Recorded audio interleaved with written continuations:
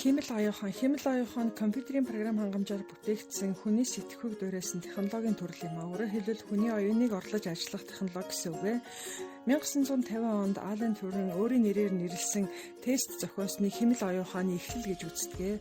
1956 онд Америкийн нэгдсэн улсын Дартмут коллежийн эрдэм шинжилгээний хурал дээр химэл оюухан гэсэн нэр томьёо анх хэрэглэгдсэн байна.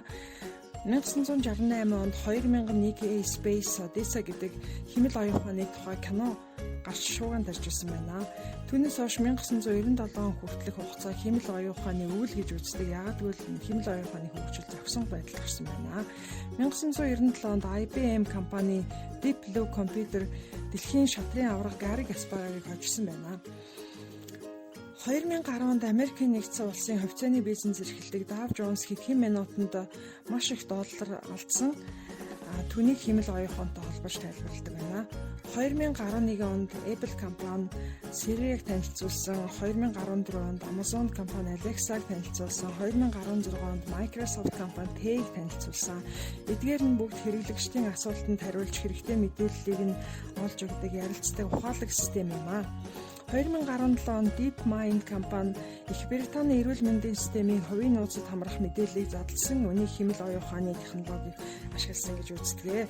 2018 онд Cambridge Analytica компани химэл оюуханыг ашиглаж хууль бус үйл ажиллагаа хийснээсээ болж татан буугдаж байсан байна. 2018 онд Японд Erika гэдэг химэл оюуханд нэвтрүүлэгч ажиллаж эхэлсэн байна. Үүнээс хойш одоо бус улс орнууд химэл оюуханд нэвтрүүлэгчдийг телевизийнхаа системд бас нэвтрүүлж эхэлсэн байна. Гэх мэтчлэнгээр химэл оюуханы хөгжил өдрөөс өдөрт маш эрчимтэй явагдаж байна.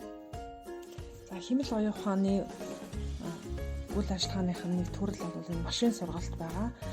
За машин сургалт гэдэг нь ердийн компьютерийн систем ба химэл оюуханы технологиг ашиглан өөрийнхөө үүсгэсэн мэдээллийн баазаас өөрөө зөв тогтолцоог олж харж илрүүлж түүнийгээ таамаглал дэвшүүлж шалгаж батлаж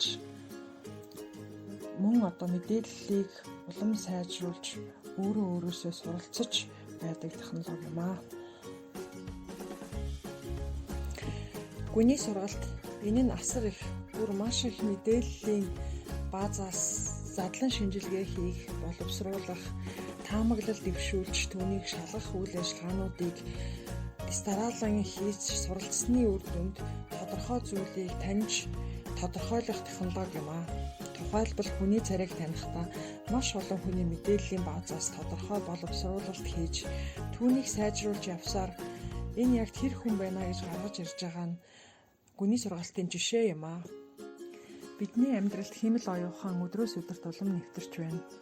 Жишээлбэл Gmail, Google Translate мөн одоо манай Монгол залуучуудын байгуулсан LendMe гэдэг санхүүгийн байгууллага мөн одоо царай таних технологиуд гэх мэтчлэнгээр за бидний хамгийн өргөн хэрэгэлдэг Facebook гэхэд бол таны үзэх дуртай зүйлүүдийг байнга танд гаргаж ирэх санал болгох зэрэгээр одоо маш их нэвтрүүлж байна.